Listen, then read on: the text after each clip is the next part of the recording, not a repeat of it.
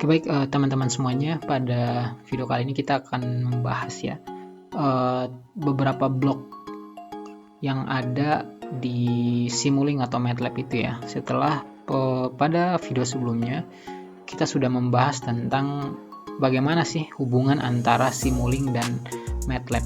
Nah, jika teman-teman pada bagian Simulink ini ya, di bagian lembar Simulink ini, kalau kita lihat ya, beberapa blok-blok apa aja sih yang ada di Simulink, kalian bisa lihat di sini ya. Nah, di sini kita akan bahas satu persatu ya, secara detail untuk semuanya. Dan pada video kali ini kita akan membahas tentang commonly used block, di mana ini adalah beberapa blok umum yang pasti atau sering digunakan ya pada setiap gambar atau rangkaian yang ingin teman-teman buat dalam lembar kerja teman-teman ya. Nah, kali ini kita akan membahas dua blok pertama, yaitu blok input atau import dan blok output atau blok output. Nah, tapi sebelum kita mulai, apa sih blok input dan blok output ini? Silakan teman-teman lihat ya penjelasannya. Nah, kalau kita lihat ya dari definisinya ini ya. Jadi blok input atau input block ini digunakan ya biasanya untuk menerima masukan atau sinyal dari luar sistem. Jadi ada yang namanya sesuatu yang berasal dari luar sistem, ada yang dari dalam sistem itu sendiri. Nah, kalau input ini khusus untuk dari luar sistem yang ingin kita masukkan ke dalam suatu subsistem. Jadi ada yang namanya subsistem juga ya, akan kita bahas selanjutnya. Nah, sekali lagi, jadi blok input atau input block pada Simulink ini digunakan untuk menerima masukan atau sinyal dari luar sistem yang sedang teman-teman modelkan. Nah, bisa dibilang bahwa blok ini berfungsi sebagai pintu masuk untuk data eksternal yang akan digunakan dalam simulasi atau analisis sistem. Nah, itu adalah pengertian atau definisi dari blok input. Nah, sedangkan blok output atau output block, nah ini digunakan untuk menghasilkan keluaran atau sinyal dari suatu subsistem atau sistem yang sedang teman-teman modelkan. Nah, jadi blok ini berfungsi sebagai pintu keluar. Kalau tadi blok input ini berfungsi sebagai pintu masuk, sementara blok output ini berfungsi sebagai pintu keluar. Nah, jadi ketika sebelumnya teman-teman bisa lihat ini adalah lambang ya atau simbol dari input yang akan kita akan simulasikan. Kemudian di sini adalah simbol dari blok output ya. Nah, kalau kita bicara tentang input block ataupun output block, pasti akan menyinggung yang namanya subsystem ya atau subsystem. Nah, kalau kita bicara tentang subsystem ya, otomatis berarti masih ada sistem yang di atasnya seperti itu. Nah, input dan output ini akan lebih berfungsi jika ada yang namanya subsystem, karena fungsinya jelas ya, ada sebagai pintu masuk dan ada yang sebagai pintu keluar. Nah, apa sih subsystem ini? Jadi subsystem ini adalah sebuah blok yang mewakili sebagian sistem. Jadi di antara sekian sistem ya, teman-teman punya banyak rangkaian. Jadi ada sebuah rangkaian yang dikelompokkan jadi satu. Nah, itu bisa disebut sebagai subsystem. Jadi sekali lagi, subsystem ini adalah sebuah blok yang mewakili sebagian sistem yang lebih kompleks. Jadi ada sebuah sistem yang lebih banyak, seperti yang tadi saya sampaikan, maka dia bisa dikelompokkan menjadi subsistem-subsistem tertentu. Nah, apa sih fungsi dari subsistem ini? Jadi subsistem ini digunakan untuk merapikan, mengorganisir, atau mengelompokkan blok-blok yang bisa lebih terstruktur seperti itu, sehingga memudahkan kita buat teman-teman dalam memodelkan dan menganalisis sistem yang lebih banyak tadi. Nah, ini ada beberapa keuntungan ya atau kegunaan dari sebuah subsistem. Yang pertama, modularitas. Kemudian yang kedua adalah reusabilitas. Kemudian yang ketiga adalah pemeriksaan fungsionalitas. Gitu. Apa sih modularitas ini? Yang pertama, kalau teman-teman bisa lihat di sini, subsistem memungkinkan pemodelan sistem yang kompleks dengan memecahnya menjadi bagian-bagian yang lebih kecil dan terkelompokkan. Nah, ini agar teman-teman bisa lebih mudah mengerti ya, mengelola dan menjaga ketika ada sistem yang bermasalah di bagian satu subsistem, nah teman-teman lebih mudah mencarinya seperti itu. Nah, kemudian yang kedua adalah reusabilitas. Nah, di mana di sini subsistem telah dibuat ini dapat digunakan kembali dalam model Simulink yang berbeda. Jadi ketika sistem itu masih dalam suatu rangkaian yang sangat kompleks, ketika teman-teman ingin membuat baru misalnya kan, tidak perlu mengcopy semuanya gitu. Tapi kalau sudah ada satu sistem yang sama dalam Simulink yang berbeda, teman-teman cukup saja copy bagian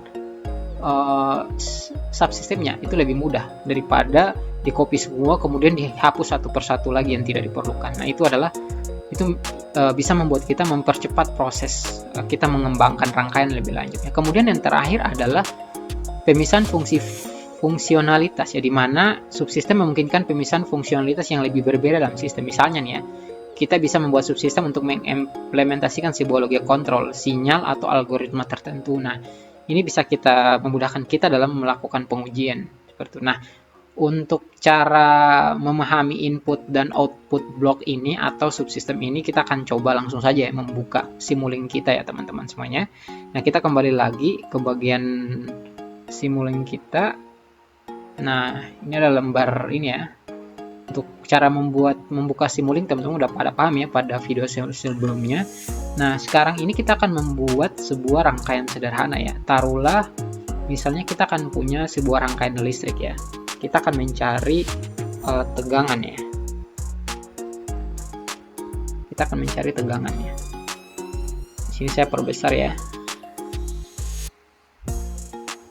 Kita akan mencari tegangan di mana rumus tegangan ini atau daya ya. Rumus daya listrik ya. Nah, di mana rumus daya listrik ini sama dengan daya atau P ya.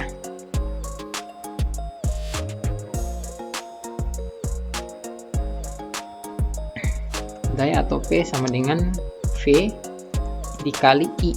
Itu ya rumus dari daya listrik ya. Nah, kita akan buat sebuah sistem V kali ini seperti apa. Nah, di sini kita coba masukkan nilai V itu berapa. Misalnya di sini V ini 220 ya. V sama dengan 220.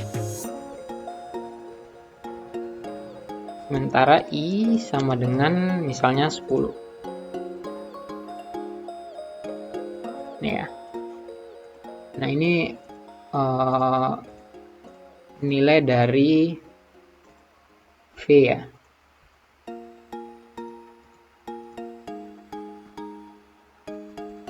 Nah,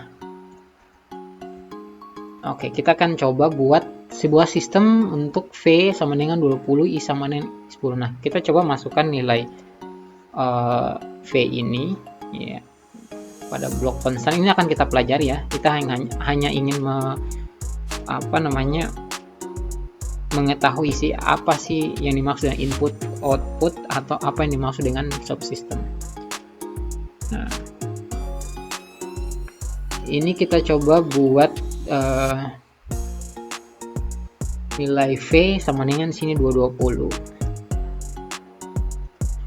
Oke, kemudian kita masukkan lagi, kita copy, kita masukkan I sama dengan 10.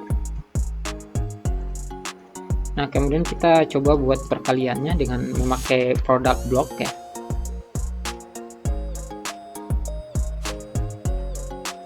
Nah, kemudian kita buat dalam bentuk scope ya.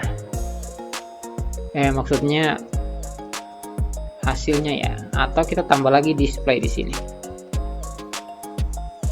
untuk bisa melihat angkanya secara langsung ya. Jadi kita tidak usah pakai scope, langsung aja display ya. Nah, kemudian kita coba running ya.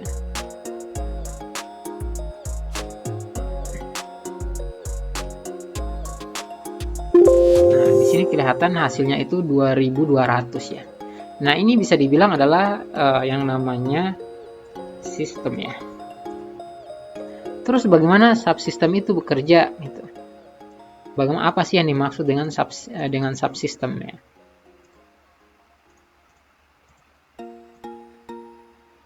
Nah, ini yang disebut sistem ya. Kita bisa membuat ini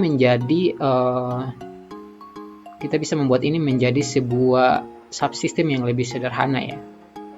Misalnya nih, di sini kita jadikan input ini 220 dan 10 ini menjadi input, kemudian produknya ini, perkaliannya menjadi subsystem, kemudian di displaynya ini menjadi bagian dari output. Nah, cara untuk membuat sebuah subsystem, teman-teman cukup blok bagian yang ingin teman-teman buat menjadi subsystem, kemudian di sini akan muncul ya, teman-teman blok dulu di drag. Di sini pilihannya akan muncul create subsystem, atau teman-teman bisa buat klik kanan di bagian yang ingin teman-teman buat, kemudian pilih create subsystem. Nah, ini udah menjadi subsystem. Nah, otomatis 220 dan 10 ini menjadi input, displaynya ini menjadi output. Cara melihatnya bagaimana? Kalau teman-teman masuk ke dalam subsystemnya, nah lihat di sini udah otomatis menjadi input, ya kan? Di sini menjadi output. Atau kita coba hapus dulu ya. Kita coba, anggaplah ini kita masih buat sebuah subsystem ya. Kita coba dari awal. Nah, ini sistemnya di sini. Kemudian teman-teman ingin memasang input ya, atau teman-teman bisa aja klik input ini ya. Nah, teman-teman hubungkan di sini input 1, kemudian di sini ada input 2. Nah, tambahkan output. Kita coba tambahkan output. Nah, tinggal dihubungkan di sini. Ketika teman-teman keluar dari subsystem ini, akan ada masukan. Ya, teman-teman bisa lihat akan ada masukan di sini, 2 di sini, dan output. Tapi coba kalau kita hapus lagi, kita coba hapus ya, kita kembali lagi, kita hapus.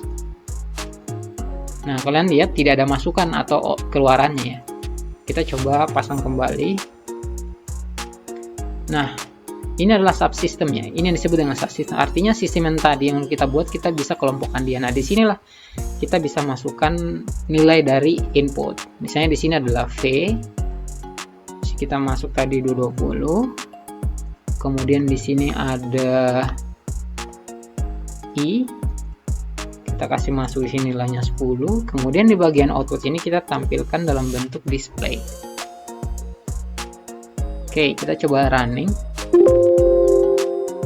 Nah, teman-teman bisa lihat. Jadi ini adalah sistem. Ini inputnya, ini outputnya. Jadi ini adalah fungsi dari import ya, import atau input block. Ini adalah outputnya. Ya, biasa teman-teman lihat seperti ini. Ini yang disebut sebagai subsystem ya. Ini sistem, ingat sekali lagi ini sistem. Ini yang disebut sebagai subsystem. Nah, ini akan berfungsi, akan kelihatan fungsinya ketika di dalam sebuah rangkaian yang lebih kompleks lagi. Nah, ini adalah contoh rangkaian sederhana. Silahkan teman-teman bisa praktekkan di MATLAB teman-teman ya. Sampai ketemu ya. Kita akan ketemu lagi di pembahasan selanjutnya di video.